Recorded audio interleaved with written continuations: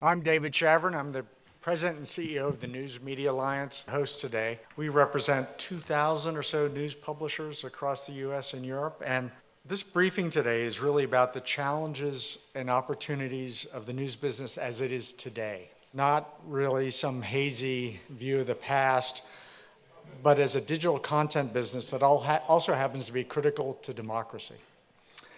It's also about a piece of legislation that we care very deeply about, H.R. 2054, the Journalism Competition and Preservation Act, which we view as critical to establishing the conditions for a digital future for the news business.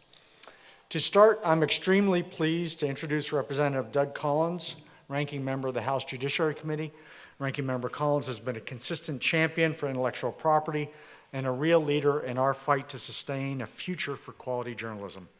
He is a co-sponsor along with Chairman David Cicilline, who you'll also be hearing from, and he's spoken eloquently about the critical role that local news plays in communities. Congressman Collins? I want to start off saying this is not an attack on tech. This is not an attack on the future. It's not an attack on the disruptive technologies that have made many in this room how you get your news. That's not it. But the question is when we have disruptive technologies that now take content and take media, are they doing it in a fair way? Is there a proper way to have new technologies? You've probably heard these, but 20% of the newspapers have closed in the last 15 years. 20%. 1,800 papers since 2004. When we look at that, rural communities have seen more than 500 newspapers close or merge since then. Almost 200 counties in the country have no local newspapers, and half of the 3,143 counties have only one newspaper. The one thing that I am true in, and we all, and especially those of us in elected office, and even for those who deal, being asked questions is never fun, but it is why we exist as a country. The part of the media and the news and how we get out our local communities, that news, and how we keep local officials held accountable, how we keep our communities, that is important, and why I believe this is such a big issue, and why I was so pleased to partner with David Cicilline on this and the many things that we have come about. This is a really important issue for everyone in our country because we all recognize that our democracy is strongest when we have a free and diverse press that informs citizens, holds concentrated power accountable, and roots out corruption. As Justice Louis Brandeis wrote in 1927, those who won our independence believe that public discussion is a political duty, that the greatest threat to freedom is an uninformed citizenry, and that the freedom of thought and speech are indispensable to the discovery and spread of political truth. But today, as you all know, these bedrock constitutional values are facing existential threats by new gatekeepers of information, dominant platforms. Last year, Facebook and Google amassed more than $60 billion from online advertising, the majority of online ad revenue.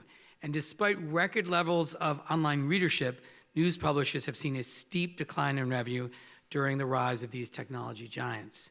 The bottleneck is bleeding news publishers dry, and you see evidence all across this country. And in the absence of a competitive marketplace, newsrooms across the country are laying off reporters and editorial staff or folding altogether. This is happening to legacy news companies and digital publishers alike. There is no question that we've reached a tipping point. And what's really important to remember is this is not just a marketplace that's not working and providing an absence of competition where we're sort of losing the kind of sale of widgets. This is about the very foundation of our democracy, access to reliable, trustworthy local news. If this trend continues, we risk permanently compromising the news organizations that are essential to uncovering corruption, holding the government and powerful corporations accountable, and sustaining our democracy. I'm very pleased to introduce our panelists today. We have Tony Bush, Executive Vice President and Global Head of Government Affairs at News Corp, Nicole Carroll, Editor-in-Chief of USA Today, Jonathan Cantor, Partner in the Litigation Department and Co-Chair of the Antitrust Group at Paul Weiss, and Neil Patel, co-founder and publisher of the Daily Caller. Tony, let's start with you. Can you tell us a little bit about the impact of the major platforms have had on the news business from your perspective? What I think has been missing in the discussion up until recently is the fact that Google and Facebook are in the advertising business. Google made $135 billion last year off of advertising. Facebook made $56 billion off of advertising. The entire digital advertising market is around 237 billion. So they've taken 195 billion out of it, which leaves around 30 billion for everybody else, including the newspaper industry. And that is really the crux of the problem that we're facing, which is the system is broken. The antitrust laws have not been enforced during the evolution of the tech platforms, and we need to both investigate that, but in the interim, we need a solution, and the Cicilline bill is really that solution. Google and Facebook regulate the internet, and people are like, well, why do newspapers need Google and Facebook? You could just not be on there. And the answer is we can't afford to. Facebook has approximately 24% of the referral traffic that news companies get comes from Facebook.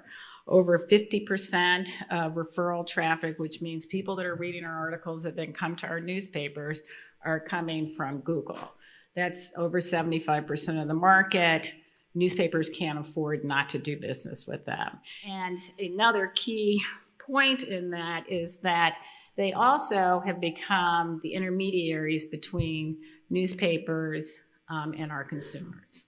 That when you're reading our paper, when you're reading a Wall Street Journal article on your phone, you know, and that little nice track wheel that you get, when you click on that, you're actually giving all the data to Google. And then Google decides what of that data they're going to share with us. The same is true with Facebook. The solution to this really is for us to have the Cicilline bill be enacted, to give newspapers the opportunity to band together to negotiate for a temporary period so that we can rebalance this marketplace. You know, we've heard from everybody today that the revenue is not there and that the antitrust laws have not been working. We're also very excited that Congressman Cicilline and Collins are launching this investigation into the tech platforms because it's been far too long that anybody has looked at them. With that, Nicole, if I could ask, just switching direction or gears a little bit, you're on the editorial side at USA Today.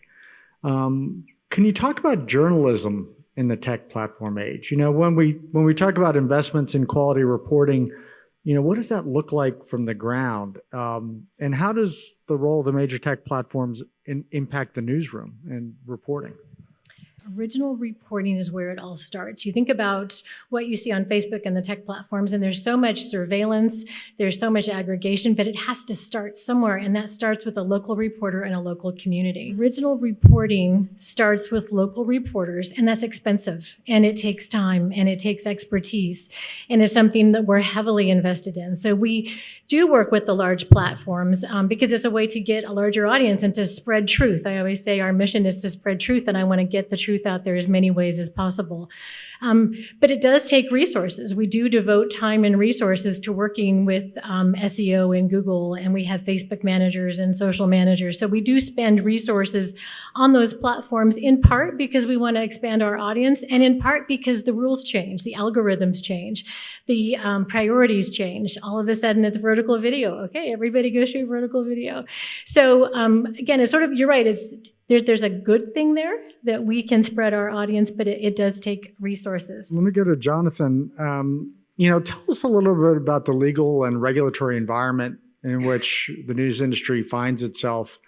Certainly a little history, but also what the antitrust environment looks like. Sure. It's important when talking about journalism, and it's so encouraging to hear, you know, the stories about investments in original reporting and the investments in resources that pay off after long-term research of these really critical stories. And I'm watching the videos, I'm hearing the discussion today, and that's exactly what not only our society, but our antitrust laws are supposed to promote.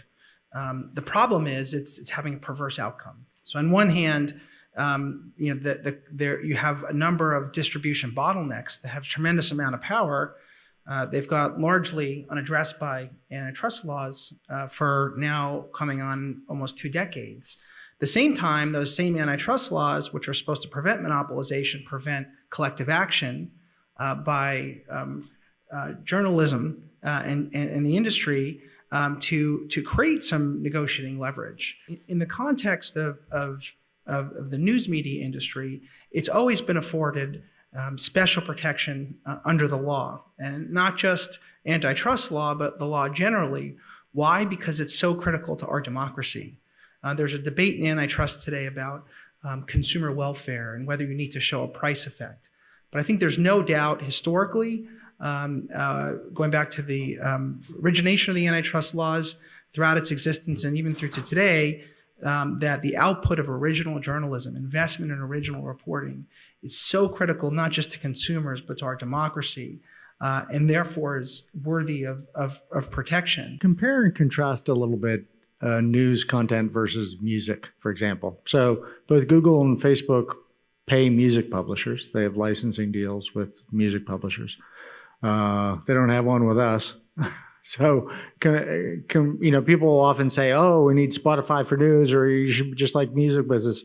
But it's a very different kind of legal environment. It is very different. And there been a lot of challenges in the music industry. And Ranking Member Collins has been a leader with the Music Modernization Act. Even with all the challenges that music faces, and even all the benefits of the MMA, now we sit in the news industry where there's no protection. And so, as you said, within 6 minutes of a news story that's been researched for 6 months, appearing on the top of the search results, somebody's going to copy it and repackage it, and there's nothing you can do about it. There's no new intellectual property protection.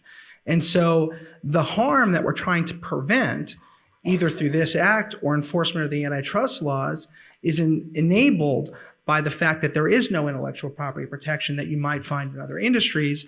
And that's one of the reasons why a bill like this and this topic, generally speaking, is so important. Neil, if we could talk about the challenges as a publisher of monetizing good content and what it feels like to be a mid-sized publisher trying to negotiate with one of the platforms. We've only known life under the yoke of our platform overlords because we're only 8 years old. So we've been dealing with it for a while, and we know how to operate in this world, but it is difficult. There are limited options as a mid-sized publisher when you're dealing with companies that are this powerful, and you don't have an option not to deal with them. I think the best analogy that I can come up with is the public square today, we all know, is largely on the web. The debates we have are largely on the web. Except these days, the public square has a rope around it, and these guys are controlling the terms of entry. They're controlling, the newspaper boxes, by the way, they're in there, and they're surrounded by the rope too. And these guys are controlling the access, controlling the terms of use. And as a mid-sized publisher, you're at their whim. Try to unpack for us. I know it gets technical real quick, but this whole ad stack issue, particularly with Google, I don't think people fully realize that Google owns the sell-side platforms, the exchanges, the buy-side platforms, and they participate in all those things. If any of you want to Google it, there's a great slide. I think it's called the Lumascape, and it shows what happens between when an advertiser spends money for an online ad and when the publisher receives anything for that ad. And it's basically this just massive conglomeration of ad tech firms, data firms, targeting firms, all these kinds of firms. Google, by the way, being the biggest player in most of those fields. And when what comes in on one side, this is not including the big number that we talked about, 90% of all revenue growth going to the platforms, 70% of the total revenues going to the platforms. But the money that actually is intended to go to a publisher, for every dollar that comes in, I think this stat is 30 cents comes back out to the publisher on the other end. So in the old days, a publisher would send out their ad team and they'd go to the local car dealer and they'd cut a deal. We want to put ads in your newspaper, and whatever the cost of sale is, basically your sales force, your sales staff, and then you get your revenue. And today, you're getting maybe 30 cents on the dollar. There's obviously going to be a lot of pressures to try to conform content to make it more attractive to search engines. And as editor-in-chief, how do you guard against that and weigh that in the sense of being true to the content, but also understanding that if you're not at the top of the search results, somebody might not see it? How do you wrestle with those things? We by far prioritize local reporting and editing, investigative reporting when we're looking at our staff. We have, as all newsrooms, we have faced cutbacks. And as we do that, our greatest priority is to protect local reporting, local editing, investigative reporting, because we know that is what is needed out there. The other point I want to make about the value of local original reporting is that not all content is created equal. And I know that goes without saying, but it's worth saying out loud. We have a professional code of ethics. We correct our mistakes. We're transparent. We tell you where we got the data, how we analyzed it, how we did the story. We're really sensitive to the terms and the images that we use. We know that words matter. We know how we portray information matters. We welcome different perspectives, and we include different perspectives. So I think in all of this, it's really important to remember that not all content is created equal. It's not a central part of our bill, but it's always worth talking about in Section 230, which maybe I'll ask Jonathan just to explain to folks who may not understand exactly what 230 means and what it means for news publishing versus the platforms. Sure. So in the context of journalism, we're talking about Section 230 of the Communications Decency Act. And what that effectively does, it creates a safe harbor for certain online companies in how they content flows over their platforms. If you look at it in the context of news, one of the challenges is that the folks at this table who actually create news and are publishers have to be held accountable, not just to their readers and not just to the public, but to courts if they get it wrong. Platforms do not under that rule. And there's a question about, on one hand, news publishers now don't have intellectual property protection. They have greater burdens than platforms with respect to liability for the content they produce, and they're dependent on these platforms for distribution. It starts to create an imbalance, and those are the kinds of imbalances that I believe this bill that we are hearing about today is designed to address. When Google and Facebook, when you're searching on something and all of a sudden it recommends articles to you, you looked at this, you ought to look at that. Well, that's basically editorial content. They're making a recommendation. They're saying to you, you ought to read this, which is the same thing we do in newspapers. We just put it on the page, right? And so, but they are acting in an editorial capacity, but they have no liability or responsibility for that content. And it creates a great disparity in the industry that is just patently unfair. But we're always at a disadvantage because of the amount of data that they collect. And which is why, basically, I like to think of this as problems around fake news, privacy breaches, all of the issues, the terrorist content, all of those issues are really symptoms of a problem, which are that Google and Facebook have an insatiable need for data because the data they use to then sell advertising. It's worth pausing for a second, too, just to think about this. News stories are being written for algorithms, right? Imagine a world in which news is not being written for people. It's being written for robots. Right? Is that healthy? Is that the kind of democracy that our First Amendment is supposed to promote and our tradition of a healthy news media? That's when you're writing stories for robots, and those robots are awarding the stuff that gets clicked, not because the story's good, because someone clicked on it. It thinks that's what people want, and so it creates this cycle, and it's broken, and it's got to get fixed. The bill is designed to help fix it. It's designed to have a negotiation where the folks at this table can come and say, we want you to reward high quality original reporting. And we don't want to write stories. We don't want to report news for robots and for algorithms. We want to report news for people because there's information that people need to know.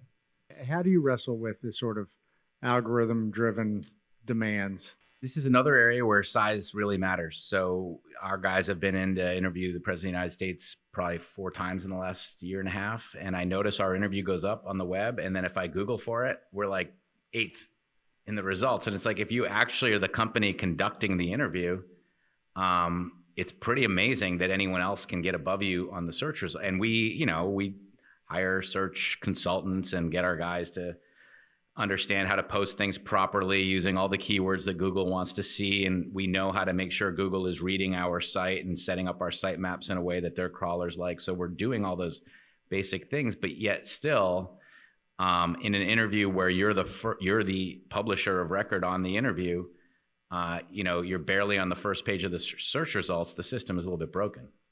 With that, I want to thank everybody very much thank the panelists, and thank you all for being interested.